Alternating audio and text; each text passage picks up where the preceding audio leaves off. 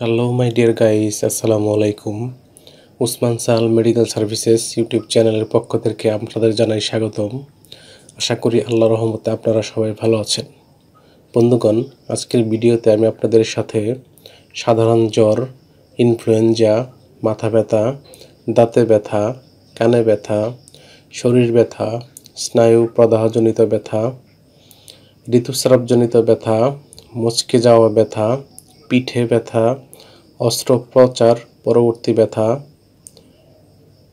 প্রসব পরবর্তী ব্যথা, প্রদাহজনিত ব্যথা, বাতজনিত ব্যথা এবং শিশুদের টিকা পরবর্তী ব্যথায় অত্যন্ত কার্যকর একটি মেডিসিন এবং মেডিসিনটির নাম, দাম, গ্রুপ বা জেনারিক নাম, প্রস্তুতকারক কোম্পানির নাম, খাওয়ার নিয়ম এবং এর সাইড এফেক্টস বা পার্শ্ব প্রতিক্রিয়া সম্পর্কে আলোচনা করব।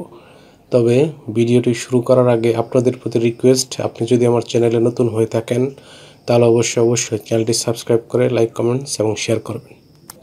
বন্ধুগণ, সাধারণ জ্বর, ইনফ্লুয়েঞ্জা, শরীর ব্যথা, কানের ব্যথা ইত্যাদি ব্যথাজনিত কারণে আমরা বিশেষজ্ঞ ডাক্তারের শরণাপন্ন হই এবং ডাক্তারগণ তাদের পরামর্শপত্রে বা প্রেসক্রিপশনে যে ওষুধটির কথা লিখে থাকেন তার নাম হলো সিনাপুল ট্যাবলেট বা সিনাপুল ওরাল সাসপেনশন বা সিরাপ। এটির গ্রুপ বা জেনারিক নাম হলো প্যারাসিটামল। এটির উৎপাদনকারী প্রতিষ্ঠানের নাম হচ্ছে ইবনে সিনা ফার্মাসিউটিক্যালস লিমিটেড। সিনাপুল ট্যাবলেট যেটি 500 মিলিগ্রামের, সেটির প্রতি পিস ট্যাবলেটের দাম 1 টাকা 20 পয়সা এবং সিনাপুল সাসপেনশন বা সিরাপের দাম 35 টাকা এবং 50 টাকা। এটি খাওয়ার নিয়ম হচ্ছে শিশুদের ক্ষেত্রে 6 থেকে 12 বছর বয়সীদের ক্ষেত্রে হাফ ট্যাবলেট দিনে 3 থেকে 4 বার, প্রাপ্তবয়স্ক অর্থাৎ 12 বছর বা তার ঊর্ধ্বে তাদের ক্ষেত্রে 1 থেকে 2টি করে ট্যাবলেট দিনে 3 থেকে 4 বার। সিরাপের ক্ষেত্রে শিশু 3 মাসের নিচে 10 মিলিগ্রাম করে দিনে 3 থেকে 4 বার, 3 মাস থেকে 1 বছর বয়সীদের ক্ষেত্রে হাফ চা চামচ করে 3 থেকে 4 বার, 1 থেকে 5 বছর বয়সী শিশুদের ক্ষেত্রে 1 থেকে 2 চা চামচ করে দিনে 3 থেকে 4 বার, 6 থেকে 12 বছর বয়সীদের ক্ষেত্রে 2 থেকে 4 চা চামচ করে 3 থেকে 4 বার এবং 12 বছর বা তার ঊর্ধ্বে বয়সীদের ক্ষেত্রে 4 থেকে 8 চা চামচ করে দিনে 3 থেকে 4 বার সেবন করতে পারবে।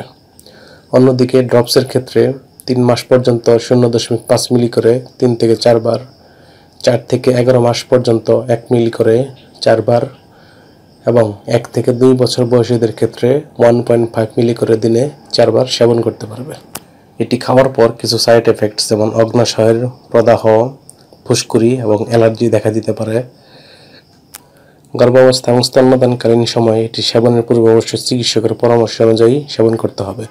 এই ওষুধটি আলো ও তাপ থেকে দূরে এবং শিশুদের হাতের নাগালের বাইরে রাখতে হবে। ধন্যবাদ।